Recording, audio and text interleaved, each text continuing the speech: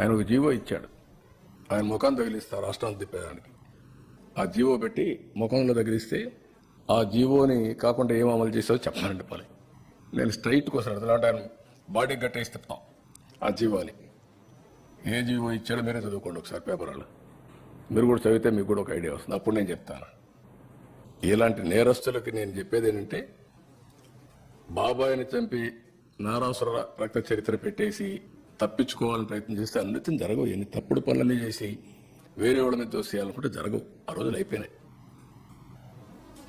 చెవికి కట్టి చూపిస్తాను ఊరంతా తిప్పి, పిచ్చి పిచ్చిగా అనుకుంటున్నా.